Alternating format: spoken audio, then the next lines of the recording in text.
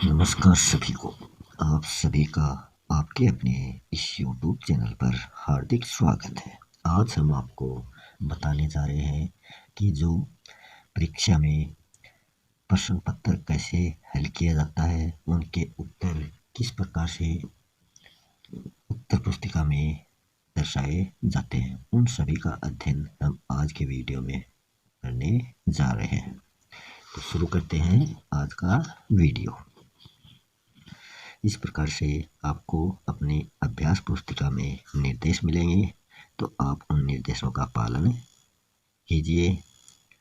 फिर उसके बाद में आपके सब्जेक्ट के हिसाब से आपको प्रश्न पत्र मिलता है। तो यहाँ हम हिंदी विषय का प्रश्न पत्र प्रस्तुत कर रहे हैं। तो हिंदी विषय में खंड 1 दे रखा है। तो इसमें जैसे गद्यांश का शीर्षक पूछ लिया। हिंदी में आपकी जो लेखन क्षमता है वो बहुत ही अच्छी, साफ और शुद्ध होनी चाहिए। आपकी लेखन क्षमता के आधार पर आपको इसमें नंबर मिलते हैं। इसमें अशुद्धियों का विशेष रूप से ध्यान रखा जाता है। तो ये अति लघुत्तरात्मक प्रश्न है जिनके उत्तर यहाँ पर कटे किए गए हैं। फिर खंड 3 दर्शाया गया है। इसमें व्याकरण से संबंधित ये खंड है। इसमें क्रिया के बारे में बताया गया है।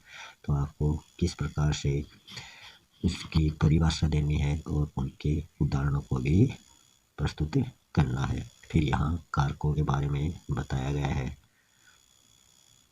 फिर आपको समास के बारे में क्वेश्चन आया है, तो कैसे समास का क्वेश्चन या प्रश्न हल करते हैं उसके बारे में भी आपको यहाँ बताया गया है। फिर मुहावरे दिए गए हैं। मुहावरे, लोकोक्ति, इनका अर्थ लिखना दिया गया है। खंड 4 में आपको व्याख्या दी गई है जो पद्यांश से संबंधित है। तो इस व्याख्या को आप कैसे करेंगे? सबसे पहले 2 शब्द व्याख्या के शुरुआत के लेने हैं, फिर अंतिम 2 शब्द लेने हैं, बीच में डैश डैश या अंतराल देना है।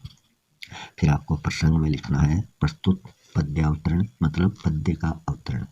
कक्षा 10 की हिंदी की पाठ्य पुस्तक क्षितिज के पद्य भाग के कौन से अध्याय से वो पद्यांश दिया गया है, उस अध्याय का नंबर और उस अध्याय का नाम और उसके जो रचयिता है उसका नाम इस प्रसंग में आपको लिखना है। फिर इस प्रसंग में ही आपको ये बताना है कि इस पद्यावतरण में किसके बारे में चर्चा की गई है। जैसे इसमें कवि ने शीत ऋतु का वर्णन करते हुए इस पद्यांश की चर्चा की है, तो आपको भी उसी के अनुसार से बताना। फिर आपको व्याख्या शुरू करनी है। व्याख्या होता है उस पद्यांश का हिंदी अनुवाद। तो इसमें शिशि ऋतु का वर्णन करते हुए कवि सेनापति कहते हैं, तो यहाँ कवि सेनापति के बारे में ये व्याख्या है, तो उनके बारे में यहाँ चर्चा की गई है। आपको जो भी व्याख्या मिलती है आपको उसी के अनुसार उससे संबंधित चर्चा, उसका हिंदी अनुवाद वहाँ करना है। फिर तीसरा पॉइंट आता है व्याख्या में विशेष का। पहला प्रसंग, दूसरा व्याख्या, तीसरा है विशेष। तो विशेष में आपको क्या बताना है कि पूरे पद्यावतरण में कवि ने शीत को सेनापति सिद्ध करने के लिए सांग रूपक व मानवीकरण अलंकारों का प्रयोग किया गया है। मानवीकरण अलंकार वो होता है जिसमें मानव के अनुसार निर्जीव वस्तुओं को दर्शाया जाता है। पसारी, पानी व छतिया की छा में अनुप्रास अलंकार होता है। तो आपको उस पद्यांश में देखना है जहाँ एक ही अक्षर की आवृत्ति बार बार होती है तो वहाँ अनुप्रास अलंकार होता है। छतिया में 6 और छा में 6, तो इस 6 की आवृत्ति 2 बार हो गई तो अनुप्रास अलंकार हो गया। ऐसे ही पसारी में पै और पानी में पै, दोनों में पै पै की आवृत्ति हो रही है तो अनुप्रास अलंकार है। मानो भीत जानी में, तो इसमें उत्प्रेक्षा अलंकार है। ऐसे ही अगर आपको मानो, मनो, जानो, जनो आदि शब्द पद्यावतरण में मिल जाते हैं तो वहाँ आपको उत्प्रेक्षा अलंकार करना है।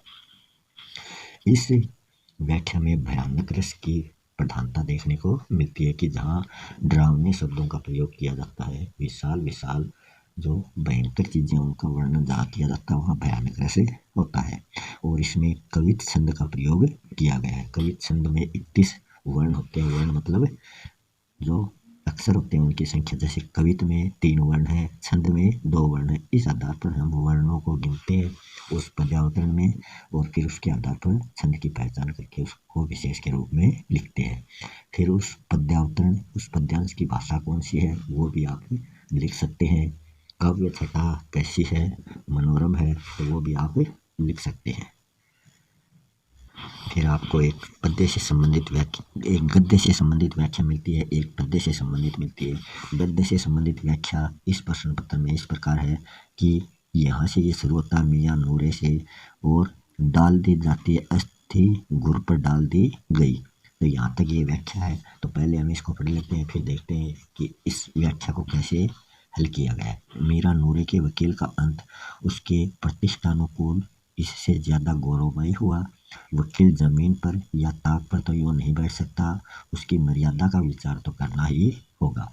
दीवार में 2 खूंटियाँ गाड़ी गई, उन पर लकड़ी का एक पटरा रखा गया, पटरे पर कागज का कालीन बिछाया गया। वकील साहब राजा भोज की भांति सिंहासन पर विराजे हुए थे। नूरे ने उन्हें पंखा देना शुरू किया। अदालतों में खस की टट्टियों और बिजली के पंखे रहते हैं, क्या यहाँ मामूली पंखा भी न हो? कानून की गर्मी दिमाग पर चढ़ जाएगी कि नहीं? बांस का पंखा आया और नूरे हवा करने लगे। मालूम नहीं पंखे की हवा से या पंखे की चोट से वकील साहब स्वर्ग लोग से मृत्यु लोक में आ रहे, और उनका माटी का चोला माटी में मिल गया। फिर बड़े जोर से मातम हुआ और वकील साहब की अस्थि घूर पर डाल दी गई। अब हम इसकी व्याख्या किस प्रकार करते हैं वो देखते हैं। तो वो जो गद्य आपको दिया गया था वो शुरू से और अंत में उसके 2-2 शब्द लिख दिए जाते हैं। फिर प्रसंग में हम क्या लिखते हैं कि प्रस्तुत गद्यावतरण, उसमें पद्यावतरण था वो पद्य से संबंधित था, और ये गद्यांश है तो गद्य से संबंधित है। हमारी हिंदी की पाठ्य पुस्तक क्षितिज भाग 2 के अध्याय नंबर कितने का वो अध्याय है, वो अध्याय की संख्या लिखनी है और उस अध्याय का नाम लिखना है। इस पाठ के लेखक हिंदी साहित्य जगत में कलम के सिपाही के नाम से प्रसिद्ध मुंशी प्रेमचंद, यह इनका जीवन काल है। प्रस्तुत गद्यावतरण में हामिद के मित्र नूरे द्वारा खरीदे गए वकील के अंत समय का वर्णन इसमें किया गया है। फिर हम व्याख्या में कैसे क्या करेंगे।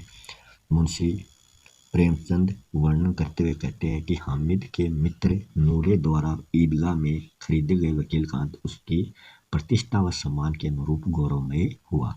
नूरे ने सोचा वकील जैसा बड़ा आदमी जमीन पर तो बैठ नहीं सकता, यह तो उसके सम्मान का सवाल है। ऐसा विचार करके नूरे ने 2 कील ठोकर उस पर लकड़ी का एक पट्टा रख दिया, और हर पेज के नीचे आप कृपया पृष्ठ उल्टे भी लिख सकते हैं। अंग्रेजी में इसको बोलते हैं पीटीओ। उस पर साफ कागज बिछाकर एक राजा की भांति वकील को उस पट्टे पर रखा गया। नूरे ने उसकी प्रतिष्ठा अनुकूल उन्हें पंखा देना शुरू कर दिया। वकील जिस अदालत में बैठा करते हैं वहाँ तो उनकी सुविधा के लिए पंखे लगे होते हैं, तो इसके लिए एक साधारण पंखे की व्यवस्था भी ना हो, ऐसा सोचकर नूरे ने वकील को पंखे से हवा जानना शुरू किया। वकील इतना काम करते हैं, इस कारण उसका मस्तिष्क गर्म ही रहता है। बांस के पंखे से वकील को हवा दी जा रही थी। उस पंखे से इतनी तेज हवा दी, अर्थात पंखे की चोट लगने से वकील साहब जमीन पर आ गिरे और सुविधा में वातावरण से सीधे मृत्यु लोक को प्राप्त हो जाते हैं। खिलौने के वकील का मिट्टी से बना चोला मिट्टी में ही मिल गया। इस सबसे नूरे जो है वो बड़ा उदास हुआ और जोर जोर से रोने लगा। मर्द वकील साहब की अस्थियां बाहर घोड़े पर डाल दी गई। इस प्रकार नूरे का वकील गौरवमयी मृत्यु को प्राप्त हुआ। फिर विशेष में आप लिख सकते हैं भाषा सरल सुबोध है। नूरे के वकील का अंत इसमें दर्शाया गया है। भाषा शैली जो है वो बड़ी ही प्रभावशाली, वर्णनात्मक एवं रोचक है। फिर ये क्वेश्चन आंसर हैं जो कि सुनाएंगे, उसके अनुरूप आपको आंसर देने हैं। तो आपका जो लेखन है, लेखन की क्षमता है वो बिल्कुल शुद्ध होनी चाहिए, कहीं भी आपको काट छाट नहीं करनी है। इस आधार पर आप हिंदी के प्रश्न पत्र का जवाब अपनी उत्तर पुस्तिका में देते रहिए। ये प्रश्न उत्तर है।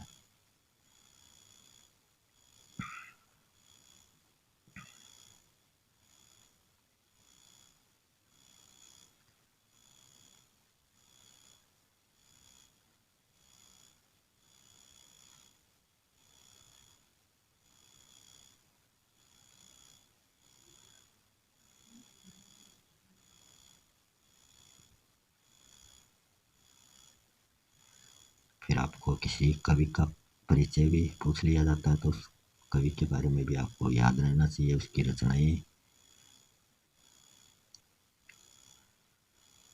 फिर खंड 2 में आपको निबंध पूछा गया है, जिसमें राजस्थान में गहराता जल संकट जो निबंध है, उस निबंध को आपको कैसे लिखना है वह उसकी प्रस्तुति यहाँ दी गई है। प्रस्तावना, जल संकट के कारण, जल संकट, निराकरण के उपाय और उपसंहार। तो ये सब आपको अपनी इच्छा के अनुसार उस निबंध का चयन करके आपको करना है, मगर अपनी लेखन क्षमता का विशेष ध्यान रखें। आपको बिल्कुल साफ, सुंदर व शुद्ध लिखने की कला आनी चाहिए। और जैसे ही हम कोई प्रार्थना पत्र शुरू करते हैं तो वो हमेशा नए पेज में या नए पृष्ठ पर ही होनी चाहिए। तो ये यहाँ विद्युत अभियंता को शिकायती पत्र है, जो नए पृष्ठ पर आपको दर्शाया गया है। इसमें आपको सेवा में वो लाइन लिखकर विषय भी लिखना पड़ता है, फिर अभिवादन शब्द लिखने पड़ते हैं, फिर प्रार्थी में जिसका नाम पेपर में दिया हुआ है, प्रश्न पत्र में दिया हुआ है, उस दिन की तारीख और उसी का नाम और उसी का पता इसमें दर्शाया जाता है, ना कि छात्र अपना खुद का पता इसमें दर्शाए। तो इस आधार पर ये प्रश्न पत्र आपको हल करना है।